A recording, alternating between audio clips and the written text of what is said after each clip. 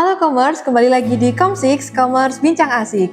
Nah, untuk beberapa menit ke depan, aku Alvina Sativa akan menemani Commerce di rumah untuk membahas dan ngobrol tentang hal-hal yang tentunya inspiratif dan juga penuh insight nih.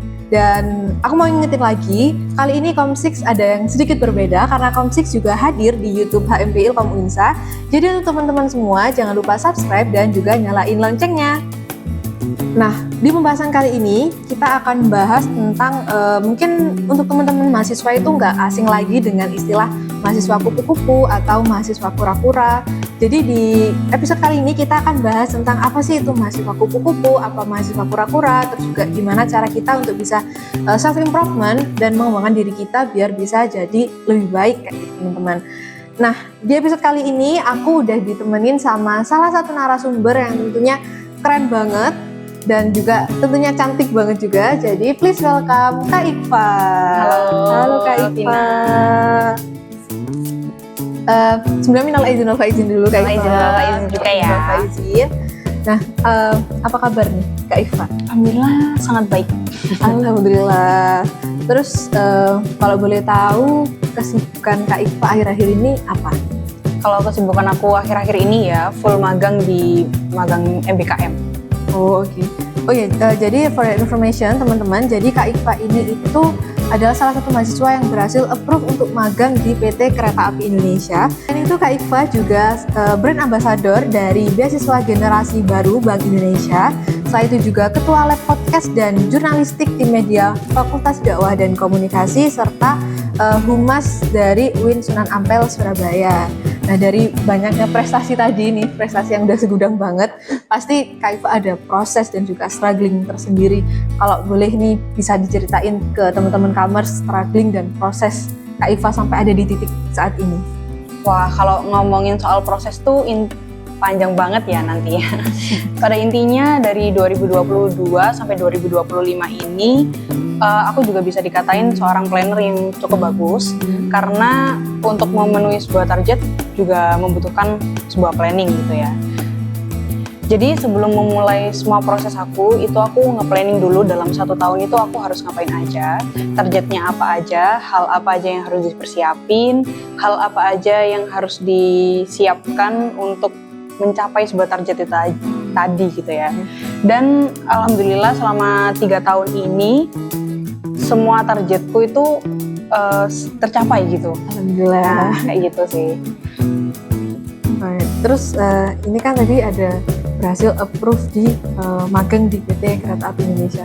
Dan menurut aku itu mungkin struggle-nya mungkin dari semua prestasinya Kak Iqfa itu besar banget ya buat bisa approve di situ. Barangkali Kak Iqfa mau berbagi cerita nih ke teman-teman kamu kayak dari awal prosesnya sampai sekarang bisa MBKM di sana itu kayak gimana?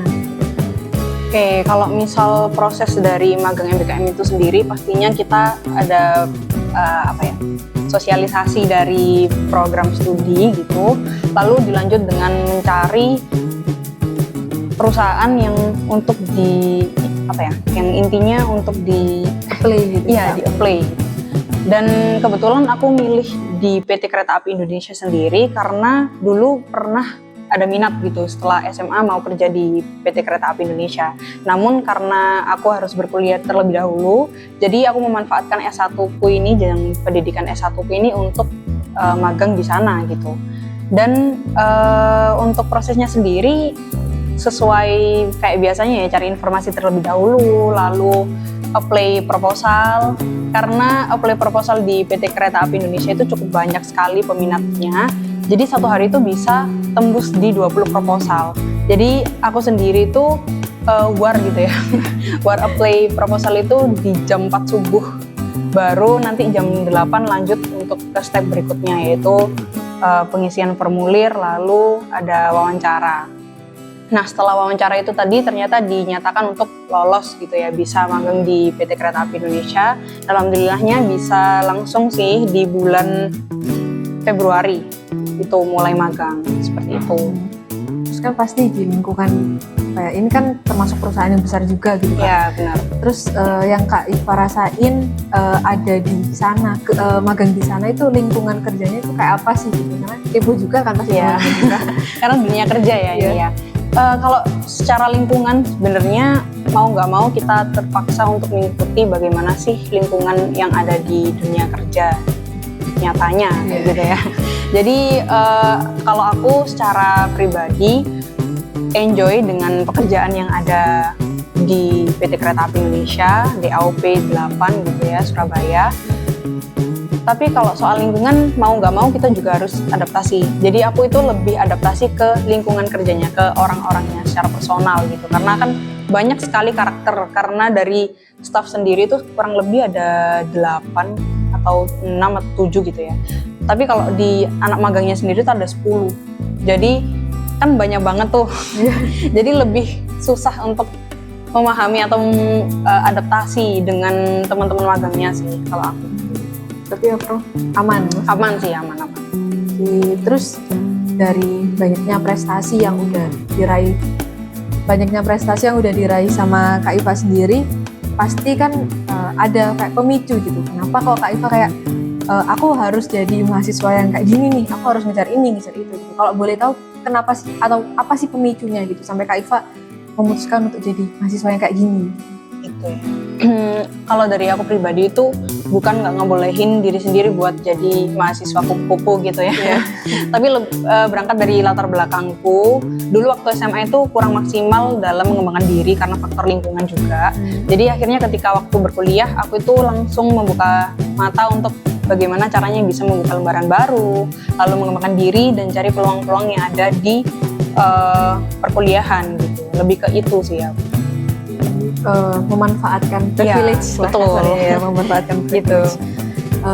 Kalau boleh cerita dikit nih Kak, mungkin di lingkunganku sendiri itu mungkin sama kayak lingkungannya Kak Iva waktu SMA. Jadi kayak mungkin teman-teman itu lebih kayak stuck di situ-situ aja.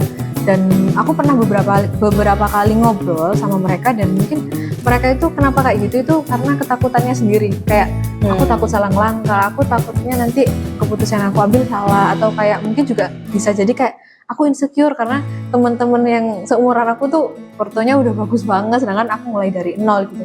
Terus kalau dari Kak Iva di lingkungan kuliah ini mungkin berbanding terbalik banget ya. Terus pandangannya Kak Iva terhadap mahasiswa yang mungkin kayak aku masih takut gitu. Kayak mereka stuck karena mereka masih takut, itu kayak gimana? Kalau dari aku pribadi ya, sebenarnya lingkungan pertemanan di perkuliahan ini juga sama. Banyak banget tuh yang kayak susah banget diajak berproses gitu. Tapi aku nggak mewajarkan hal tersebut ya. Kayak menjadi mahasiswa kupu-kupu wajar, cuman aku nggak mewajarkan hal itu. Jadi aku langsung mengalihkan fokusku untuk ke mahasiswa-mahasiswa yang mau diajak berproses, mau ngembangin diri mereka, dan bahkan kalau bisa fokus ke mereka-mereka yang ada peluang untuk diajak kerjasama. Lebih ke itu sih, karena belajar dari sebelumnya, aku juga ada pengalaman ngajak temanku berproses. Itu sulit sekali dan malah menghambat diri aku sendiri.